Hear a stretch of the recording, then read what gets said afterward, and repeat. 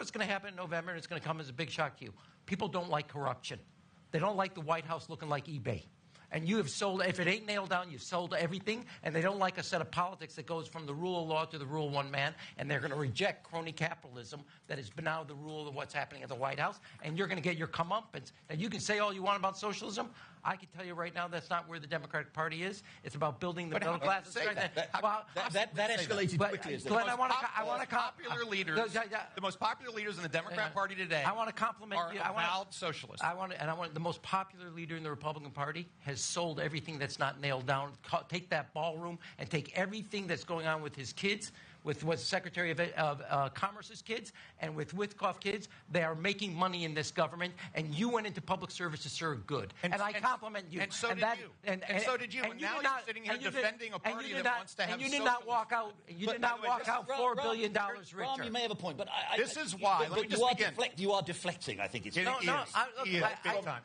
There is. You do have. Look, I live in New York City, the Socialist Republic of New York City. Thank you very much for that. We've seen it. You talked about Mikey Sherrill, the candidate to replace Mikey Sherrill in Congress, very much in the Zoran Mamdani AOC mold. That seems to be where you ask you poll people. Democrats seem to like these. Mikey Sherrill ran in a 5-person field, and there was the mayor of Newark, the mayor of Jersey City, the president of the teachers union. She won the nomination. Another person, the congressman.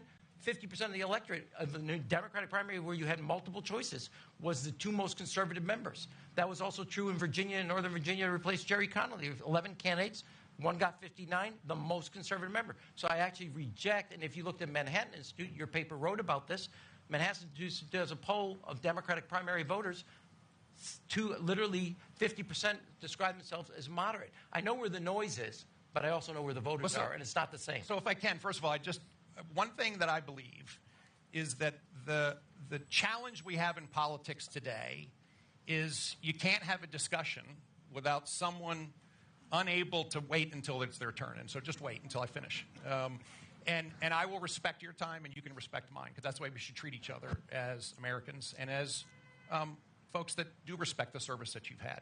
So I firmly believe that what is happening today in the Democratic Party, and I've watched it happen up close in Virginia, is an effort to present as a moderate, because that's what Americans want. They want practical, common sense solutions that make sense in their lives.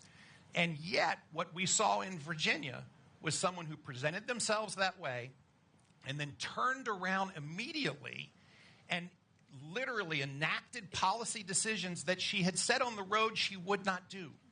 And that's why she is the lowest rated from a favorable standpoint governor in modern Virginia history, because she told people that she had no interest in redistricting.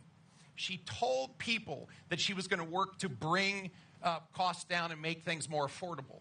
And the first actions she took were the exact opposite.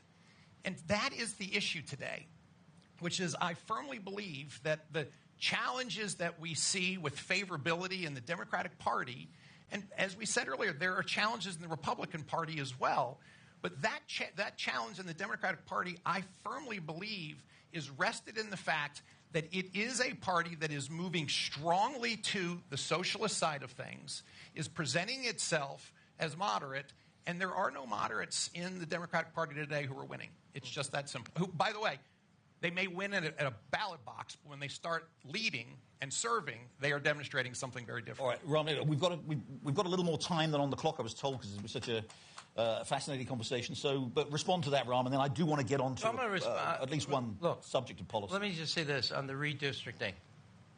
This all started in Texas. It's not true. Well, I respected the respect part, didn't I? I got it. I'm going to bite my tongue.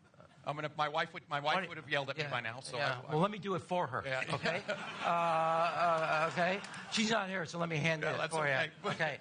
Yeah. In fact, let's start with our pillow talk. I'm not too happy about this marriage anyway. Yeah. Don't worry. Don't worry.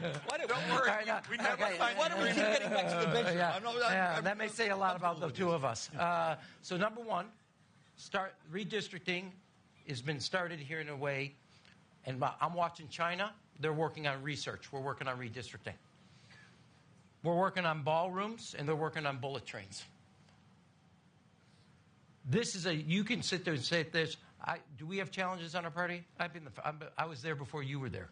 Now, Trust be me, quiet, be quiet. I was doing something else. Governor, I did respect you. You did. I respected your minutes, I wasn't. and I didn't interrupt. I'm asking for equal time here. Got it. Okay. Number two, that I understand your desire. You want to say that about socialism, et cetera, you got one mayor, and that is it. It doesn't define a party. I got many more senators, many more congressmen, many more governors who have actually, your colleagues that you used to work with, who are actually doing sensible policies, growing their economies, and et cetera. You will not defend, because I know you as a character person, you believe in actually the free market. That is not what's going on in this country. What's going on in this country is we're using a type of crony capitalism and corruption to define a political system. That is both true on the tariffs. It is true on how contracts are laid in the Pentagon. It is true of how they have been rewarding, penalizing, and it's hampering the economy. Okay. Now, I happen to think we have a challenge on our party, and the real challenges aren't ideological. All right. When you look at the last 25 years, the challenges for both parties is the establishment versus the anti-establishment. Okay, look, you and both it's made less those ideological.